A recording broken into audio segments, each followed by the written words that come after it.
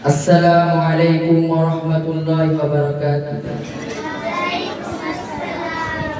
الحمد لله رب العالمين والصلاة والسلام على سيد الأنبياء والمرسلين.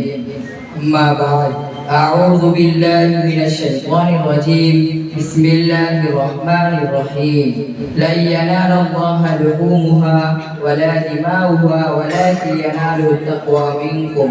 وقال رسول الله صلى الله عليه وسلم: ما عمل ابن آدم يوم النخر عملا أحب إلى الله من إهراق الدم. সম্মানিত ইমানদার ভাইয়েরা, আজ আমরা এমন একটি ইবাদত নিয়ে আলোচনা করব যে ইবাদতের সাথে জড়িয়ে আছে ভালোবাসা, ত্যাগ, তাকওয়া এবং আল্লাহর সন্তুষ্টি। আর সেই মহান ইবাদতের নাম হলো কুরবানি। প্রিয় মুসল্লিগণ, কুরবানি শুধু একটি পশু জবাই করার নাম নয়। কুরবানি হলো নিজের অন্তরের অহংকারকে জবাই করা, নিজের লোভকে কেটে ফেলা, নিজের নফসকে আল্লাহর সামনে নত করে দেওয়া। আজ আমরা বড় বড় পশু কিনি, কিন্তু প্রশ্ন হলো, আমাদের অন্তরে কি আল্লাহ ভীতিকে জন্মেছে? আমাদের চোখে কি গুনাহের জন্য অশ্রু এসেছে? আমাদের হৃদয় কি আল্লাহর জন্য নরম হয়েছে? আমাদের চোখে কি গুনাহের জন্য অশ্রু এসেছে? আমাদের হৃদয় কি আল্লাহর জন্য নরম হয়েছে? আল্লাহ তাআলা পবিত্র কোরআনুল কারীমে সূরা হজ্জে ইরশাদ করেন: লা ইয়ানালুল্লাহা ওয়ালা দিমাউহা ওয়ালাকিন ইয়ানালুহুত তাকওয়া মিনকুম। তাদের গোশত ও রক্ত আল্লাহর কাছে পৌঁছে না, বরং পৌঁছে তাদের তাকওয়া। আল্লাহ তাআলা পশুর মাংস চান না। আল্লাহ চান মানুষের ভাঙা হৃদয়, আল্লাহ চান বান্দার চোখের পানি, আল্লাহ চান খাঁটি নিয়ত ও ইখলাস।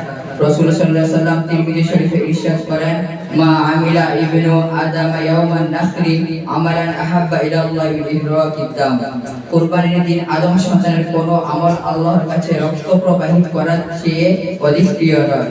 প্রিয় ভাইয়েরা, যখন কুরবানির পশুর প্রথম রক্ত মাটিতে পড়ে, তখন আল্লাহর রহমত নেমে আসে, ফেরেশতারা সাক্ষী হয় সেই ইবাদতের। কিন্তু আফসোস, আজ অনেক মানুষ কুরবানি শুধু দুনিয়াবি গর্ব হিসেবে বানিয়ে ফেলেছে। কার গরু বড়, কার দাম বেশি, এইসব নিয়ে ব্যস্ত, কিন্তু কেউ নিজের হৃদয়ের খবর নেয় না। মনে রাখবেন, কুরবানির আসল সৌন্দর্য পশুর আকারে নয়, বরং বান্দার তাকওয়া।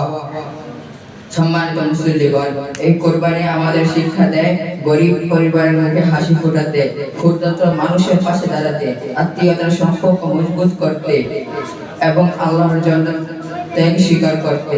আজ আমরা অসহায় মানুষ বছরে এই সময়টুকু অপেক্ষায় থাকে, হয়তো আপনার দেওয়া এক টুকরো মাংস কোন গরিব পরিবারের ঈদের হাসি যে হয়ে যাবে।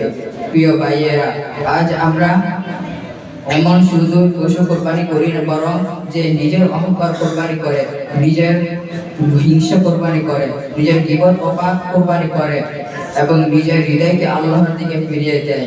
আল্লাহ রাব্বুল আলামিন আমাদের সবাইকে তৌফিক দান করুন। আমিন ওয়া মা আলাইনা ইল্লাল বালাগ। আসসালামু আলাইকুম ওয়া রাহমাতুল্লাহ। মাশাআল্লাহ। এরপর আমাদের সামনে বক্তৃতা নিয়ে আসবেন ভাই মোহাম্মদ সামিউল। পরবর্তীতে বক্তৃতা নিয়ে আসবেন ভাই মোহাম্মদ ইসরাফিল।